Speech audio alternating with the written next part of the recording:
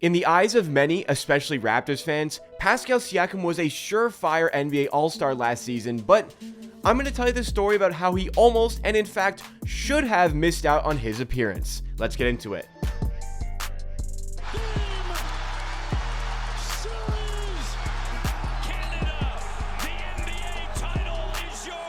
Welcome everybody to Amateur Hour Sports, the YouTube channel that is dedicated to Toronto Raptors content in videos just like this. If you enjoy what you see from today's video, I got plenty of other videos just like it on the way, so make sure you are subscribed to the channel. And if you do find yourself enjoying this video along the way, please make sure to hit that like button and really help out with that YouTube algorithm. But Pascal Siakam was outstanding last season, and the only thing that was really going to prevent his career year from landing him his second ever NBA All-Star appearance, well, it was going to be the Toronto Raptors record, particularly when the voting was in place. Yes, the Raptors kind of rebounded near the end of the season, ended up finishing with a 41-41 record, ensuring that they only have one losing season in the last decade. But leading up to the NBA All-Star game, the Raptors were struggling on the outside of the playoff picture looking in. In fact, outside of the play-in tournament picture looking in as well. But Siakam, like I said, was absolutely producing a career year, scoring 24 points per game when he had never even eclipsed 23 before. Also providing the rebounding once again with around 8 rebounds per game, upping his assist totals as well to nearly 6 assists per game, and doing so quite efficiently. If you look on the season, Siakam was shooting around 49-48% from the field, and honestly, the efficiency dropped as this season went on. Right before the All-Star break, he was producing 33-34% from 3.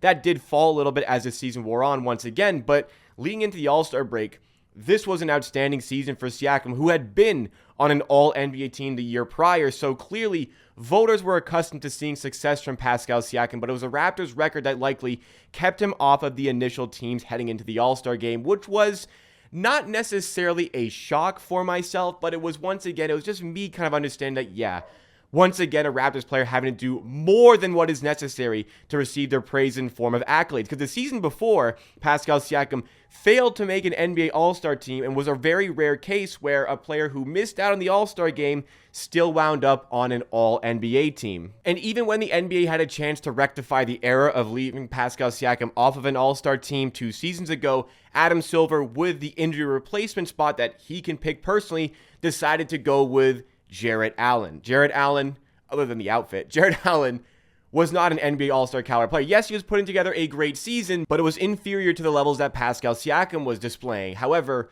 the All-Star game was being held in Cleveland that season. I really feel as though Adam Silver was throwing Cleveland fans a bone by putting Jarrett Allen out there on the court instead of Siakam, maybe to garner a little bit more of the interest in the city.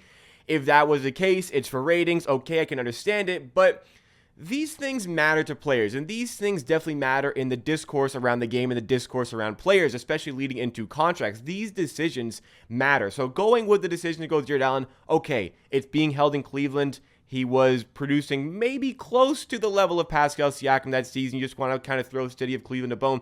But this matters for contract discussions. This matters for a lot of different things.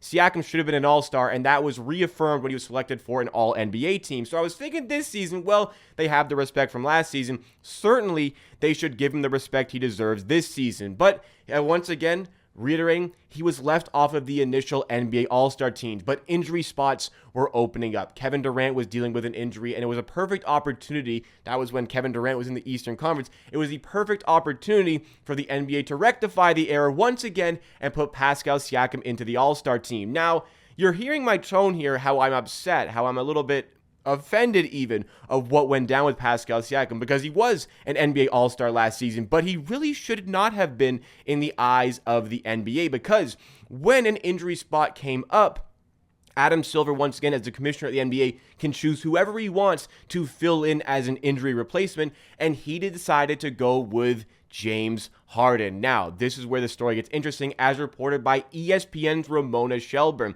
James Harden was distraught and pouting in the wake of the decision that he was not going to be an NBA All-Star as voted by media. My personal opinion on James Harden, he was on the fringe, but when I made my teams heading into the All-Star break, when I put down who I would select as All-Stars, James Harden barely, but did end up making my NBA All-Star positions. But I could understand if media decided to leave him off of their list. The only person maybe who did not understand the possibility of one or the other happening was, evidently, James Harden. Maybe what added insult to injury for Harden was the fact that Kevin Durant and Kyrie Irving, his former teammates at the Brooklyn Nets, were selected as NBA All-Star starters. So, James Harden offended, pouting, when Adam Silver called and asked, hey, do you want to play in the All-Star game? Would you like to be an injury reserve? All I need is confirmation that you're actually going to show up and you are going to be an NBA All-Star. James Harden, maybe not recognizing that Adam Silver has absolutely no bearing on who's chosen for the All-Star game, was pouting, dejected, sad, and decided he was just not going to reply. Maybe he wanted to play, maybe he didn't want to play, maybe he was going to get to it at some point, but Adam Silver waited and waited and waited days and didn't hear anything back from James Harden, so he decided to go with his second option, which became Pascal Siakam, and it's really remarkable. It is truly astonishing.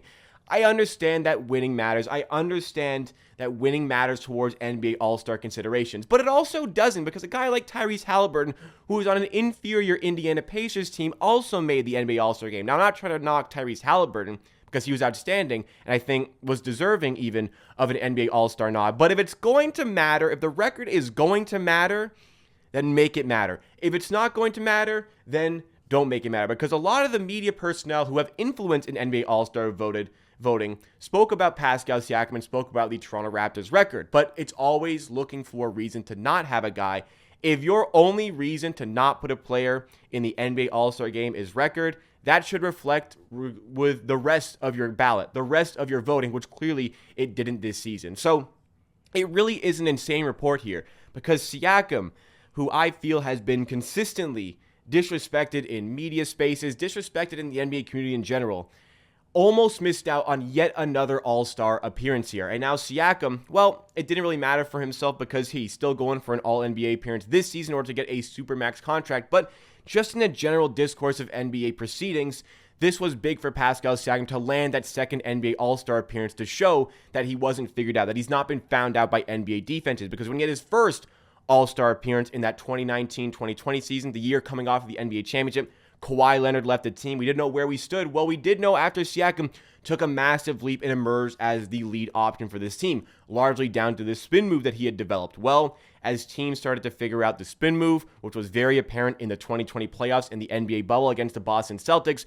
we wondered if that was it for Pascal Siakam, if he had nothing else in his bag. Well, he's consistently since then added on and added on and added on, and it's been recognized with another All-NBA appearance in that span, and, as you see here, an All-Star appearance in that span, and it should have been another All-Star appearance 2 seasons ago when it was held in Cleveland, but he was willfully neglected from being chosen because the All-Star game was being held in Cleveland. So Pascal Siakam, it's just crazy that he can produce the levels that he's producing. 24 points, 8 rebounds, 5, nearly 6 assists per game, doing so incredibly efficiently, doing so with an offensive scheme that was largely driven by isolation, where he had to manufacture all of these scoring opportunities by himself. Pascal Siakam is a special, special talent and should really be more recognized as such in the NBA discourse and even by the NBA commissioner. All of this for Pascal Siakam, I mean, look, these things don't really matter towards the game. At the end of the day, the Raptors still missed out on the playoffs. They're looking to get back into the playoffs this season. Siakam is on a contract year. We're really wondering what it's going to be for Pascal Siakam, but through all the things that he goes through, the trade negotiations that happen behind his back, maybe not behind his back, but happen over the course of his entire offseason, missing out on accolades that he deserves, missing out on all-star appearances that he deserves, all of this can just be motivation, and perhaps it will lead to seeing the best possible version we have ever seen of Pascal Siakam going into this season, because he's not quite 30 just yet, and I still think he has another level to hit. What do you guys make of this Pascal Siakam situation? Did you feel as though he was snubbed of an all-star appearance originally this season? Let me know your thoughts and opinions in the comments down below, because that is it for me for today. Drop a like if you did enjoy this video. It does go a long way to supporting the channel. Subscribe if you do want more Toronto Raptors content just like this. I'm so excited for the next season. I hope you are as well. Get locked in with Amateur Hour Sports, and I'll see you again very soon for another video.